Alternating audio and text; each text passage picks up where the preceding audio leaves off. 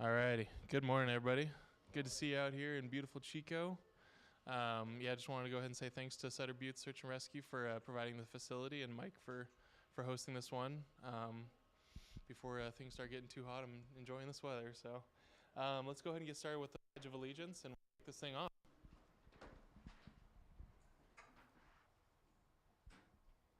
I pledge allegiance to the flag of the United States of America and to the republic for which it stands, one nation, under God, indivisible, with liberty and justice for all.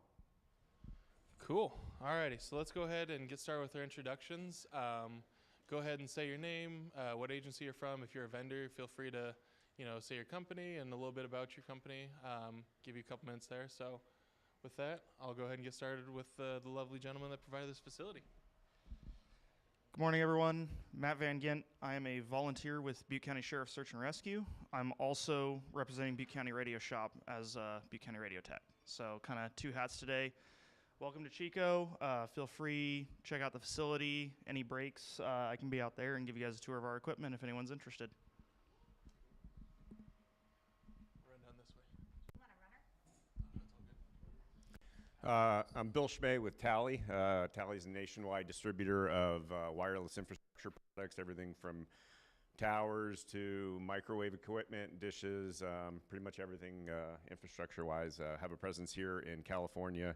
We've got an office up in Gold River, Sacramento, as well as down in Los Angeles, which is our corporate, and then facilities across the nation. Good morning, Larry Smith, City of Stockton, Stockton IT, and Stockton Fire. Good morning, I'm Anna Trindad with the Stockton Fire Department and your chapter secretary. Michael Proscia, San Francisco Department of Technology, Radio Services Infrastructure Team. Marty Kaler, Butte County Radio Tech. Billy Shaw, Butte County Radio Tech. Alex Hacker here with Eagle View. We're a high-resolution aerial imagery provider. Jeff Davis, Contra Costa County Radio Tech. Susie Rivera, retired from Folsom Police and your immediate past president. Good morning, I'm Iggy Brigado from JPS. We manufacture and design interoperability and communication distribution products and also famous analog voter receiver. We're based out of Raleigh, North Carolina. I'm out of San Jose. Barry Driver with the sales group. We actually rep lines in both Northern and Southern California. And I'm actually currently handling Northern California, but I live in Southern Cal, so yeah, I need to find a place out here. But I have product you can find through Tally. A lot of you guys, your radio techs, you guys are familiar with with, what's the name of my competitor? I'm sorry, guys, I just drew a blank. Anyways, if you guys doing any type of grounding, we have products, and Tally provides it. It's Next Tech. You guys doing anything with any 700 meg tower amplifiers? I have a product here that is spec'd already with Motorola. So your 700, 800 meg stuff, don't have it yet with you guys, but that would be nice if we do. Right, exactly. So we have a variety of products. So thanks, appreciate it. Chris Singh with Affinity Wireless, and we're a microwave vendor specializing in engineering, sales, and repair. Hi, Sandra Trevino with Motorola Solutions. I'm the new NorCal executive for this Northern Territory. We offer solutions as security cameras, drones, in-fleet cameras, and radios. So if you guys have any questions, please feel free to reach out. I'm John Aurelius. I'm Public Safety Innovation down in Rancho Cordova, and we handle the mobile command centers, design, build, support, as well as specialty vehicles.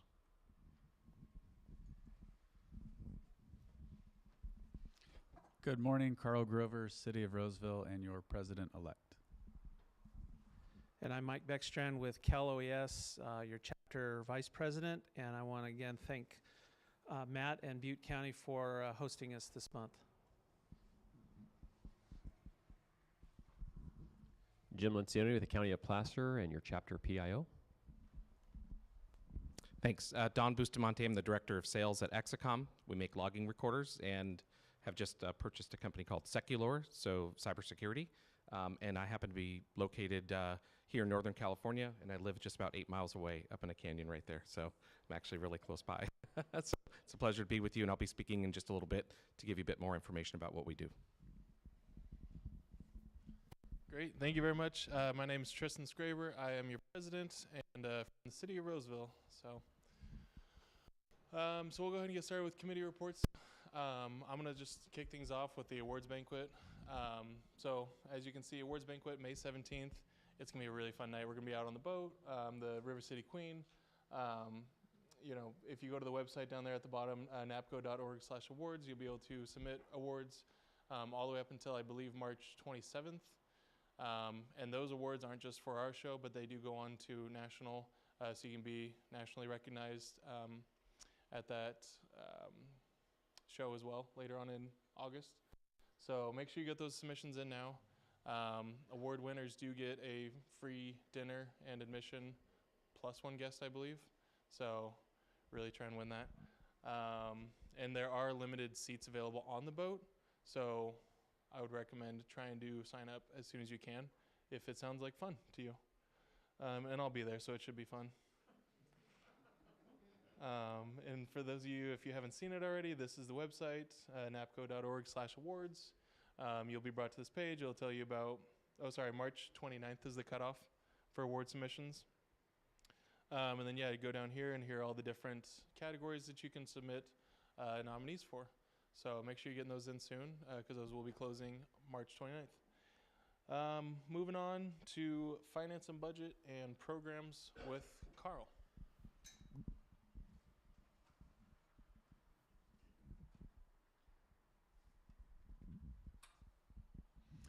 Okay, so this is the February financial report for the chapter. Typical expenses, typical income. I'll draw your guys' attention to some of the items that do stand out. As Tristan just mentioned, with the awards banquet, we did put down a $1,000 deposit for reserving that. The income was much higher than usual. A lot of that is because of the state APCO show that's coming up. So that is a joint effort between Northern California and Southern California chapters.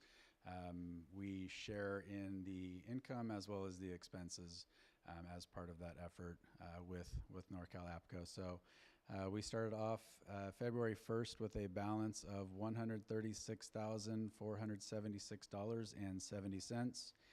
And we finished February with $178,778.35. So a total increase of over $42,000, and in large part that is due to that income that's coming in from the 2024 joint partnership with Southern California APCO. If you guys want any details, I'm happy to share those with you.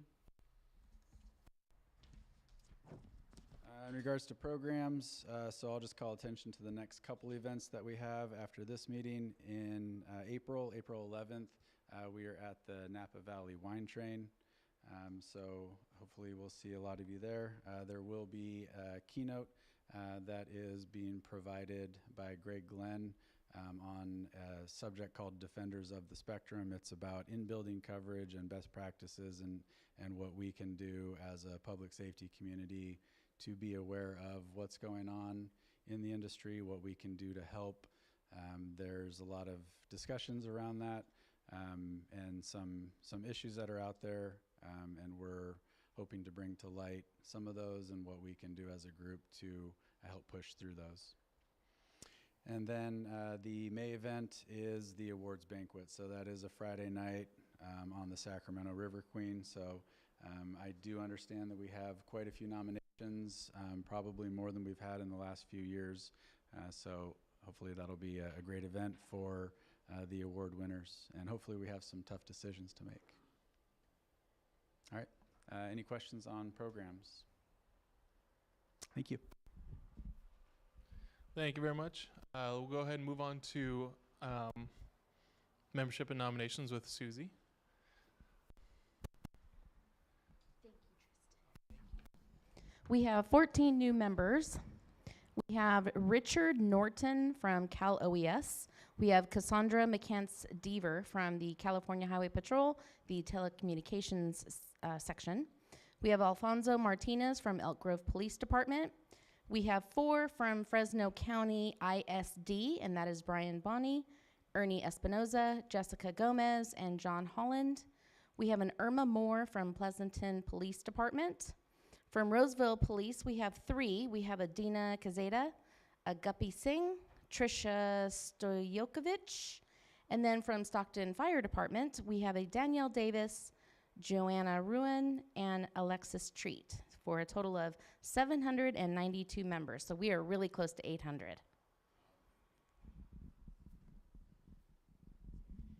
Oh, we'll get to 900 by the time I'm done with this. So let's go ahead and move on now to conference, public relations, and commercial activities with Jim. So Tristan's going to pull up a website for us real quick. So Manny has tapped me to do your commercial and conference update today. I'm not a commercial member, but so what we got going on mainly, we're looking at the new calupco.org website, and there it is. Registrations are live for both vendors and attendees now. Attendees started beginning this month. It was a soft open, but we're announcing it today. Southern California is announcing it at their chapter meeting coming up as well. So attendees can start registering. We actually have at least one person I saw register online. So we're getting attendees to register now, in addition to the 27 as of yesterday vendors that have signed up. So 27 booths, actually 29 booths are taken. A couple of those are double booths, but we have 27 attendees. And if you scroll up a little bit on there, you're going to see the those are all of our. Scroll that too much. Go back. There you go. A little bit higher. Keep going. There you go. There's our vendors that are signed up right there on that scrolling marquee. You can see everyone that's going to be there today. You vendors that are not signed up yet, you can see everyone that's beat you to the punch, and hopefully you can get there too. We have a total of 60 booths that are available. Again, almost half of those are gone. We're looking to, don't get mad at me, but beat Calnina. They had 54 vendors sign up at their conference this year. We're hoping to get 60 and make this a really good event. It's a 3-day event, training on 2 full days, plus our pre-conference training. So a lot of good stuff going on there. And all of those information, the information for all of the vendors to sign up is on the website. You can click on there and get that. Now, if you can scroll up a little bit. Here's our conference passes and the costs. So right now, we have pretty big discounts. You can get a single day pass for $225 as a member of APCO, $325 as a non-member. For a full conference pass right now, it's $425. That's all 3 days, access to everything. That gets you lunch on both days in the vendor hall. That also gets you access to the evening event and hors d'oeuvres that's going to happen on Wednesday evening. That gets you access to everything. If you are a non-member, the prices do go up. It's real simple to be a member. We have links on there on how to get it. When you do register as an attendee, you do need your APCO membership ID. We even have a link when you go to register. There's a link on there that says "Don't know your ID? Here's how to find it," and actually show you exactly how to find your membership ID. And if you need help getting a membership ID, it's cheaper to join up for APCO than it is to pay the additional cost for our chapter conference. So that's another thought also. So we're trying to get some more incentive to get some attendees and chapter members out of it. That should be coming up. The prices will go up July 1st for attendees. So we have until June 30th to get the discounted conference pricing. So after that, it will go up at least $100, if not $125.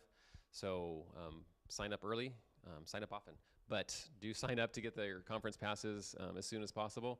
And if you just can't make the whole thing, you want to see just the vendors, you can pay absolutely nothing and show up and see the vendors. We ask you to register online or register at the event. Registering at the event will be a $25 fee though for conference hall passes. So if you sign up online, sign up early, you do get the free pass if you're only going to do that. And if you do want to upgrade that pass later, we can upgrade you. So that's not a big deal. But again, we do want you to get those signups here soon. Like I said, the registrations for vendors have been going on for a while. We have 27, still looking to get more. Manny's pushing hard.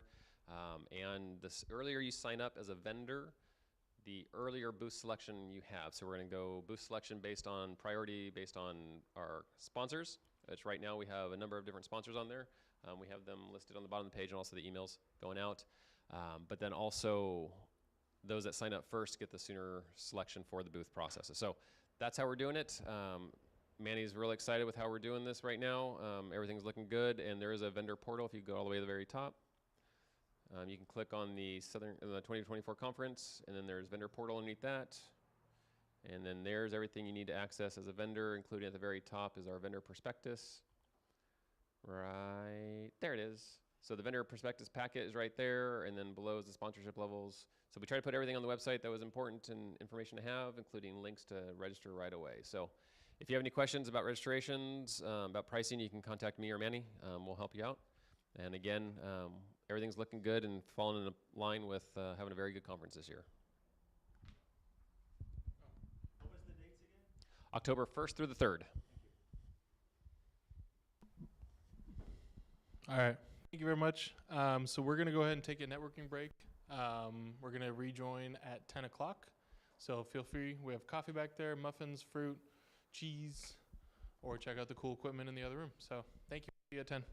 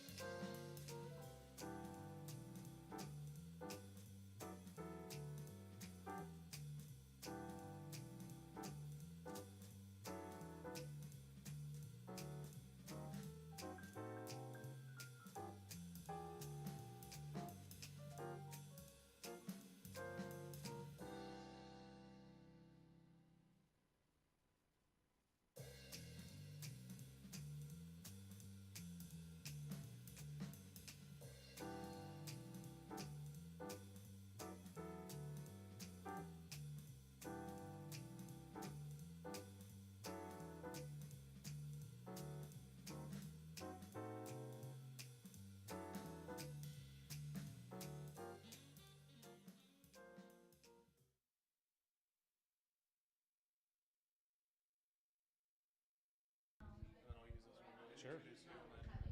Pass around for questions later on. Sounds awesome. Yeah, thanks.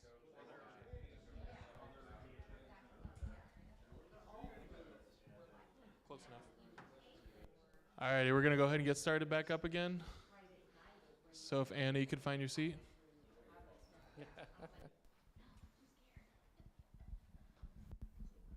All righty, so I'm going to go ahead and give the floor now over to Don with Excom. Thank you, Don. All right, thanks, Tristan. Appreciate it. Wow, what a reception. It's awesome. So I'm really excited. It's been fun to meet with you all and come to support different meetings. I know Mandy's done a great job of reaching out to us. When I say us, I don't have a mouse in my pocket, but Mark Fletcher is our sales support for the West Coast, and he's not with us today because he's down in SoCal, but Mark Fletcher does a great job of connecting, and he attends a lot of events as well. So I know there was a meeting a couple years back when we did in Folsom, and I think we even dragged we had our product manager out this way, and we were able to bring him. So it's fun to be a part of this. I was excited to go to Folsom because it was so close for me, relatively speaking. I'm used to traveling across the country a lot in my role, and so to me, this is insane that literally this meeting is the closest possible building it could be to my house. So this is awesome. So excited to be here with you guys. Welcome to Chico. It's a beautiful morning here. To this morning, just going to talk a little bit more about what Excom does in terms of logging recorders, and specifically to and for the dispatch environment, especially here on the West and more specifically in California. Talk about all the big things that are happening, all the cloud-based initiatives, and some of the things that we offer to support that. I'm going to do my real best to just not bore you to death. I'll try to keep it quick. If you've got questions, we can entertain questions, or I can. And then here I'm just showing up Mark Fletcher's name here too. Mark's down in Lake Elsinore, California, and of course I'm here in Chico. So it's great to be here. And it's great to be in this facility, by the way. I've only driven by this, as long as this has been stood up and operational, I drive by this to do everything in town. So 2 times a day. It's really great. So about Excom. So multimedia logging recording company. We've been in the business for many, many years. Just a hair or two about, in terms of us being a business for over 30 years. I've been with the company for 25 years now. So it's exciting for me to see all of the big changes, not only in the user community and how things are moving rapidly in the technology side of things, but just the growth for this chapter, for what you guys are doing out in the West. Really, really exciting for me in my 25 years. So back to us and back to Excom, American owned and operated. We're based in New Hampshire. Don't ask me how I got the job 25 years ago with the company based in New Hampshire and me living up, between here and Paradise.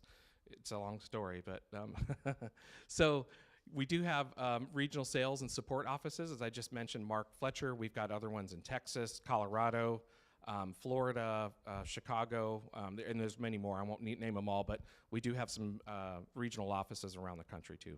So, and then basically the support is another thing about us that I just like to highlight, and I'll probably talk a little bit more about that in just a bit, but the fact that we've got support that's handled directly by Excom, it's a unique type of model compared to our competitors. We think it works well, and basically our users really appreciate it as well. So I'm also highlighting the fact that we're the most secure recording solution on the market. I'll talk about that very briefly today, just on a couple of fronts. One is that we do a lot of work with the DoD for their dispatch and LMR environments. And so as a function of that, we've been working more in the information assurance or IA hardened kind of deployments for logging recorders for years now. Gosh, it's probably close to 15 years that we've been working with the DoD. And really, I'll talk about how that's culminated into what we offer today.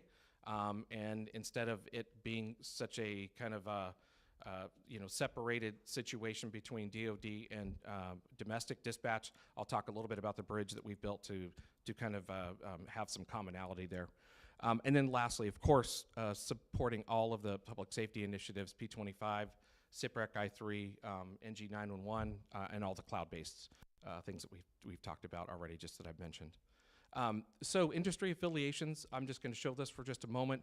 Obviously we support, APCO NENA, ICERT that we have in the middle. If for those of you that aren't familiar, ICERT is a great organization that our president's a part of. We also have our product manager, and it's really a great way for us to plug in with other leadership within the kind of vendor community that supports public safety, and we get a lot of informal work done when it comes to testing, when it comes to problem solving, when it comes to planning for the requirements that you all as the user group community put out there for us. So it's been really, really great. And I think not only that, but I think actually Budge Courier is a part of that. So again, it's not just a bubble where it's just the vendors off by ourselves, but we do get to bounce those things back off into people that are kind of leading the user group communities as well, so to represent them. So I have You're Okay up here. That's nothing that we're dealing with here much, but it's just showing that we do have products that do ship overseas, and we do have to abide by different other types of specifications and certifications.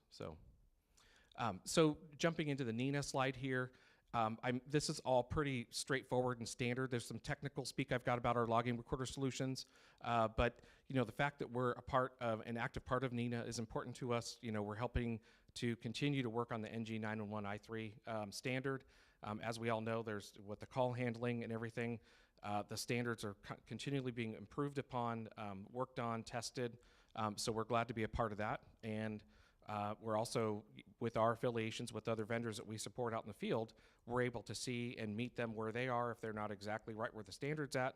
So we're an interesting common ground where a lot of these different vendors kind of meet in the middle in terms of us being the logging recorder. So that's pretty interesting. So i3 version 2 deployed in many NG 911 centers. So that's some of the stuff, the i3WG architecture. These are just some of the other things that are happening that are new, late, and great for us in terms of our development for the standards. And of course, we support ICE events that happen for the bilateral testing.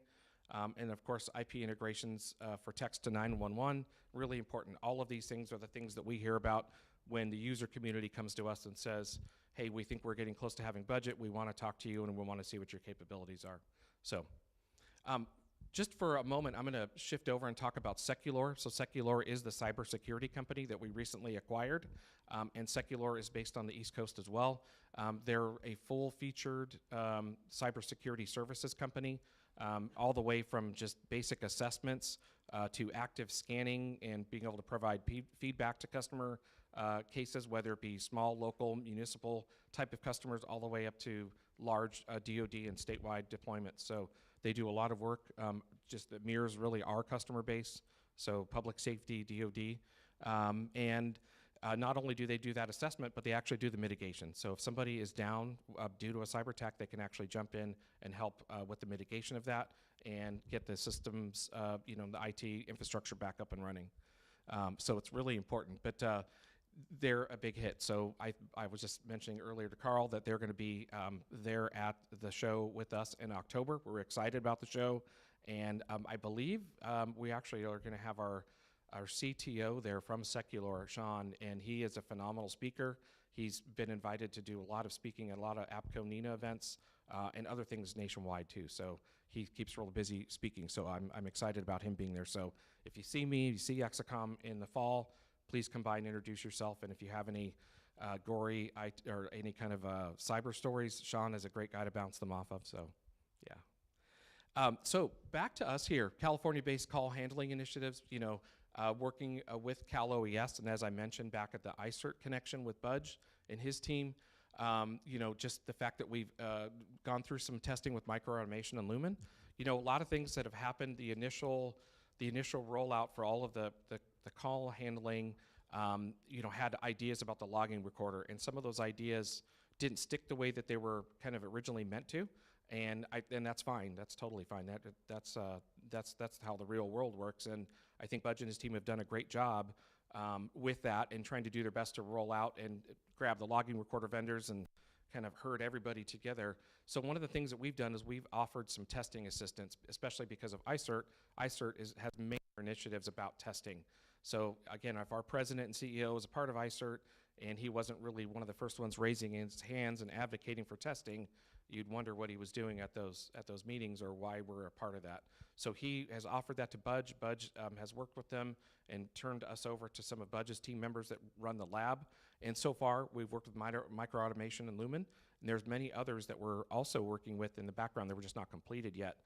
And again, that's kind of in conjunction with what's happening from the Cal OES lab perspective as well, not just working on our own. So hybrid upgrade options for cloud recording is important too, because people, just one quick example, we sometimes we have those customers that, again, that are excited with budget. Hey, we've got budget. We want to talk. We want to know what you offer.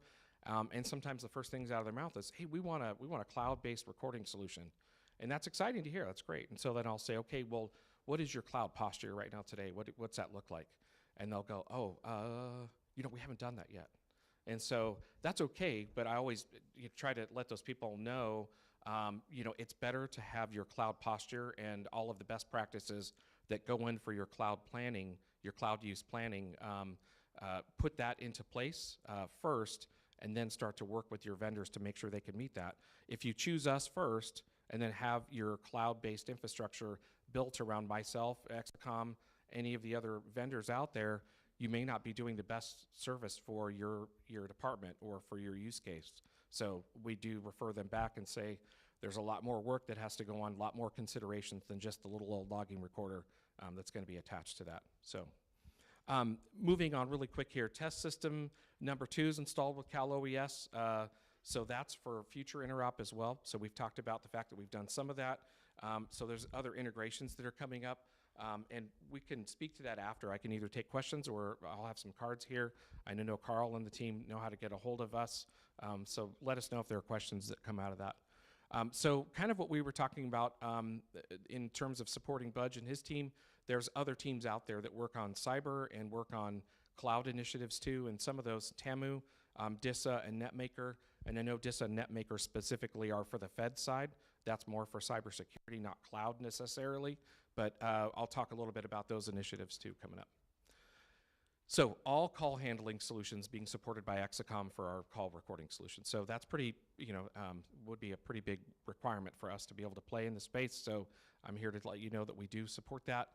And again, depending on which call handling solution you have, which ones you might be considering, that's really important. And I know, here as a function of what Cal OES is doing, we have actually worked with at least one pilot deployment down in Southern California that we're supporting. And we've also understood too that there are some parameters that they can kind of move and change vendors as they choose. So it was great to be able to work with that pilot program in SoCal. Again, if you want more information about that, I'm happy to share that with you afterwards. We'll move on here. So I3 testing and compatibility with other companies that are out there. This is, again, really important for us, Entrado, Solacom, NGA, Vesta, Microautomation, and Carbine. This is really important because, again, in that use case where we had the pilot customer come up, we had to make sure that we knew what we were talking about and be able to actually walk the walk. We can't have them hand us a PO and be ready to pay us and have us say, I guess it's time to get to work. So we're not going to do that. We're going to make sure we have the testing done and that we're ready to roll as they need it. And we recognize the customer base has their timelines to meet, and we're just one little facet. You all have much bigger things that you're trying to accomplish quarter to quarter, and just having us get our stuff in, make sure it's working and tested and functional effectively, and then getting out of the way, I think is kind of how we see our responsibility to you all. So one of the things I highlight here is there are nuances. I'm not going to bore you with these details, but I just put this note up here.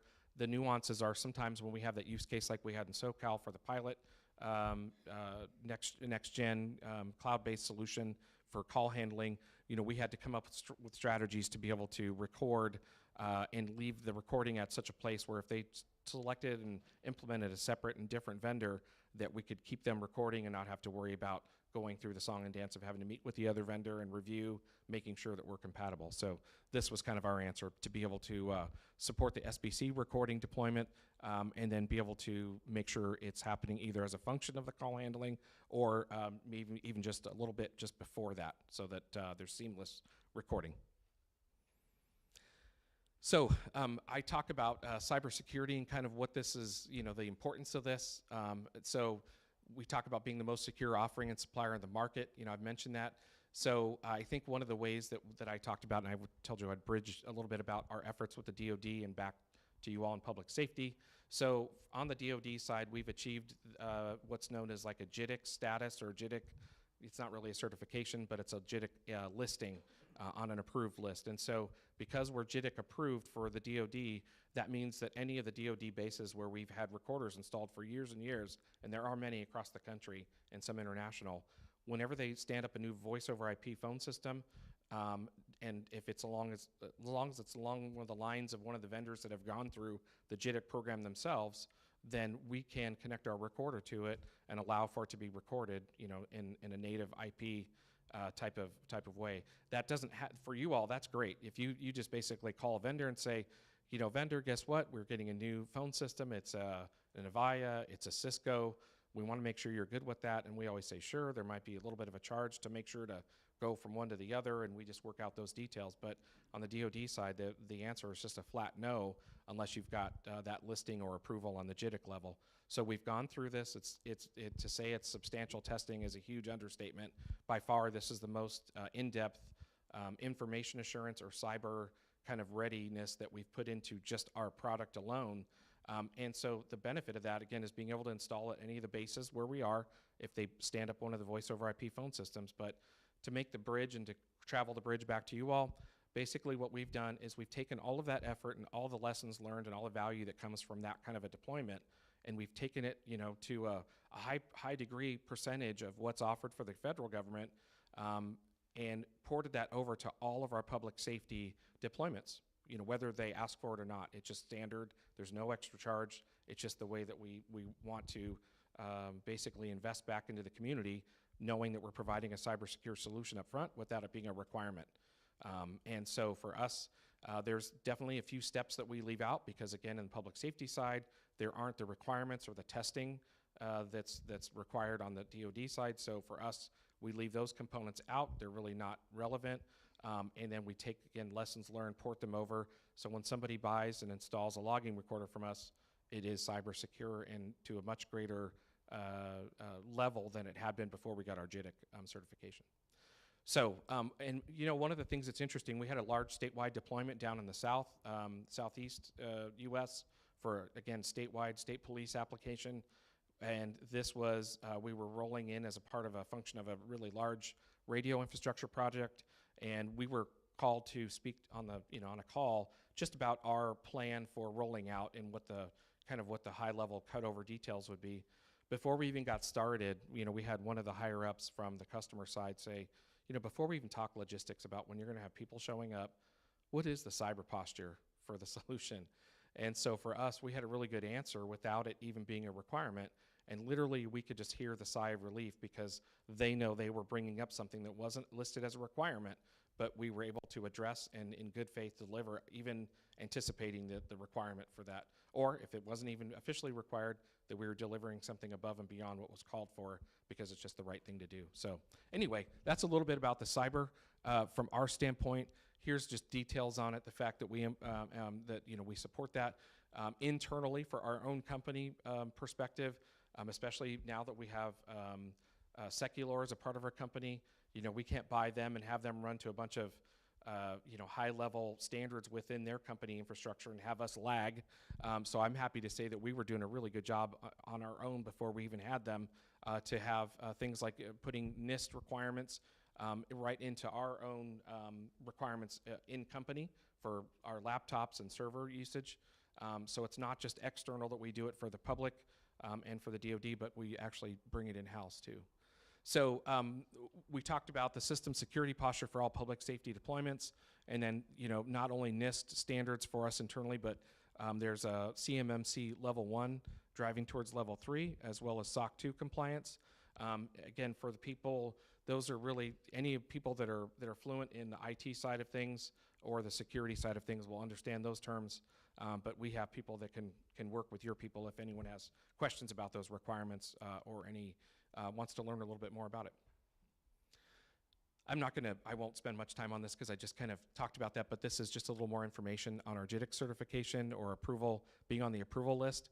I think one of the neatest things is again, being here for 25 years, I've seen a lot of things, and I've seen a lot of vendors come and jump up in front of people and claim all kinds of great things.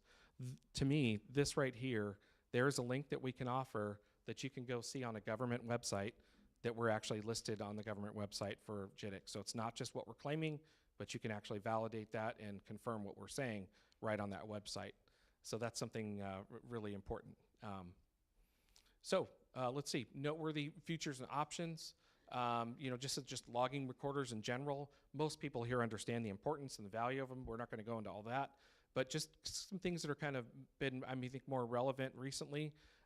Transcription is obviously big. That's been going on for a while. But one of the things I think that's been different is a lot of people have been just accepting the fact that radio side, when you transcribe radio recordings, that the quality is just not going to be there, not going to be the same as it is for a 911 system. Well, of course, the audio source in a lot of aspects are better, So what we've been able to do is come up with an approach that allows us to be, I think the effective rate is actually very, very close between the two, and not where we have to do a disclaimer and say, well, you're going to get transcription, but boy, on the radio side, don't expect a lot because it's just radio, So I love that we have a product that's kind of making up for places in the deployments that might be less than ideal, or in certain use cases or edge cases where the radio, especially, again, I live right up here. All of our wildfires are not right here in town where all the radio infrastructure is. It's always way the heck up in the foothills, in the mountains, way away from standard radio coverage. So we do our best to try to meet, and the mission and do things outside of the box to just provide a little bit more. So really quickly too, so enhanced functionality for our offering, external links and file sharing. There's just a lot going on with that right now. In today's dispatch center, especially across the country, the dispatch centers that are very IT forward are really looking for having the logging recorder be a part of the overall solution, and not just let me go there for playback and then run back to my other seat where I can just go back and do the rest of my job with CAD or with the call handling. They want to actually incorporate that all together. And so what we're seeing is there's a big desire to take the data, information from CAD, from the radio system, from 911, from the admin phone system if it's there, any alley, anything else that comes into the center that's used as data. They want to make a really clear picture about an incident and be able to account for what happened when, and be able to take all that data in. And so us being able to address this with the external links of our recordings is really important in file sharing. And a quick note on that, for instance, there's a CAD company, Central Square. There's one of our customers that's been a customer of ours for about 20 years. They had a requirement where they didn't want just a standard CAD integration where they just give us the incident number and allow them to look up by incident number, but they actually wanted us to make our recordings available within the CAD interface itself. So if they found exactly what they were looking for on the CAD side, they could actually just hit play and record, but hit play and play back that audio without having to go back into our interface. So there's a lot more functionality that's coming out of the user side of things that's exciting, and we're supporting that too. So I just spoke to those two things. Support for Rapid SOS and ATOS, that's really important too. Things that are happening here in the state. And then also deployment options, of course, virtual cloud hybrid deployments, just really, really big now. And especially with everything else trying to go cloud native, that's a really big thing. And for us, we have options that basically will support, virtual right now. If somebody has virtual infrastructure and they want us to deploy our recording solution within that virtual infrastructure, we've been doing that for many, many years, so we can do that. We say cloud ready because we have a cloud-based deployment that's not cloud native released just yet. So our cloud native release, I think, is expected, I want to say second to third quarter of this year, which is super exciting to us. It's going to open up a lot of possibilities for, I would say, public safety, because it's going to give them options to, if they have an on-premise recorder today, as many of you do, then they could actually start to stand up a cloud-based backup recorder for quite a bit less money, depending on how they want it to work and what they want to do. But and it just gives flexibility of starting to be think outside the aspect of just being within this building or this infrastructure that's here on this property. I was on a call literally just 2 days ago, and the requirements were very different than what the old standards are. Why don't you, customer, tell me about your environment? And they just go through the list of all the things we've talked about. What's your radio system? What's your phone system? What's your call handling? And then we start to go through and talk about that. This one was really different. They were like, we're a dispatch, kind of team, and we operate within a county infrastructure, but we have 2 locations, and then we have a bunch of other small remote locations within that county. and we don't want it to be centralized based on a main dispatch center anymore. We want actually just to have ourselves dispersed. A lot of bad weather in that area, so they have strategic reasons for that. And so to me, we didn't have to scratch our heads and think, well, how could we address that? We already have these cloud pieces that are here that we can start to basically leverage. Same thing with virtual. So just depending on exactly what those use cases are, how they want it to work in the end, how much they have to spend, what their idea is and level of retention, all of those things come into play about what we can offer. So differentiators, and I think we're just about done here, but I mentioned 24/7 support here in the U.S.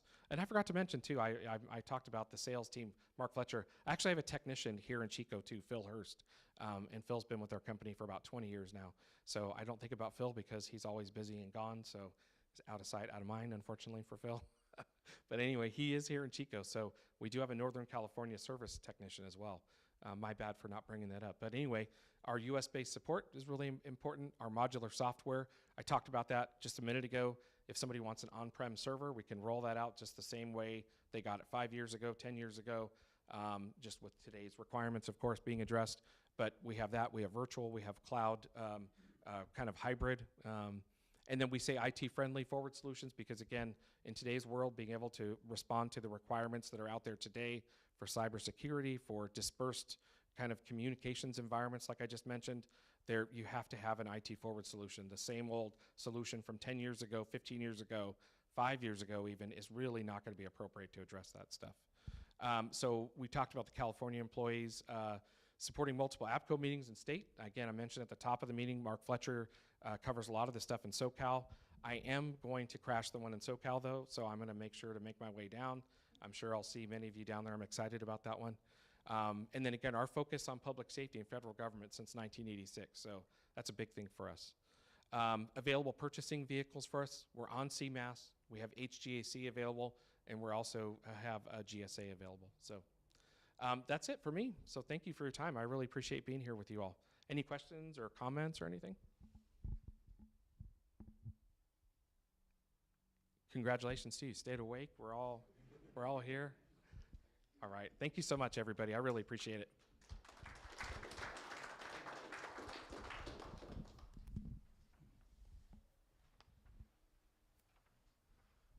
Thank you very much, Dom. I got once, but Oh, yeah, it's all good. Should I use both? Yeah, thank you very much. So we're going to go ahead and go into another networking break, and we will come back at 11 to hear from PG&E. So thank you.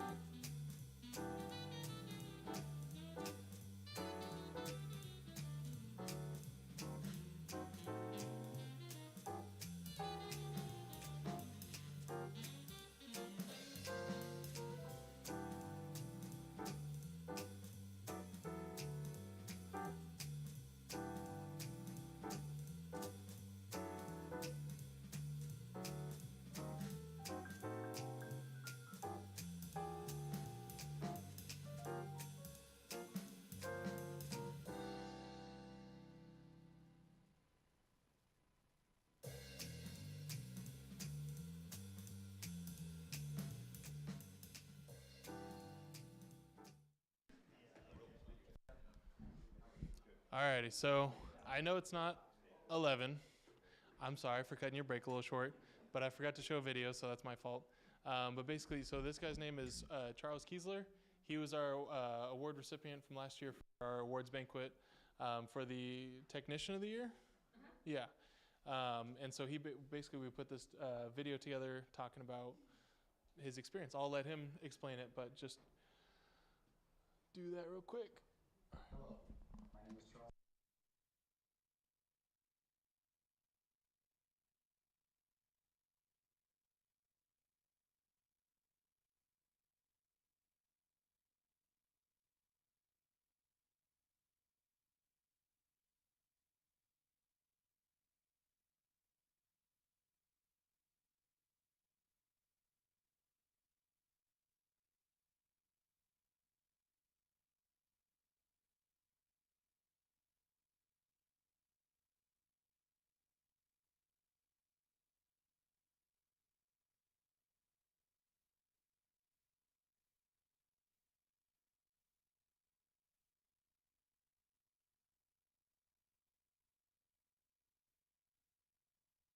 Nation has helped me understand that I am being noticed and that it helps me to keep going, knowing that people are watching, that people appreciate the job that I do.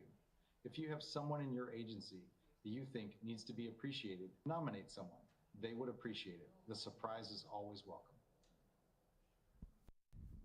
Yeah, so just kind of to reiterate, you know, we do our jobs day to day, and you don't think anything special of it, but there is people watching. You do make an impact with your day-to-day lives, and the things that you guys take, you know, as just, hey, this is my day-to-day job, this is what I'm supposed to do, they're special. So we want to celebrate that. Just kind of wanted to bring back up the awards banquet because it's coming up soon. So without further ado, though, I'll turn the mic over. Sorry for the interruption to our regularly scheduled program. No problem. And for the people that are watching on YouTube, this presentation is not meant for the public, so goodbye. If you want to see this kinds of stuff, then you better be here in person.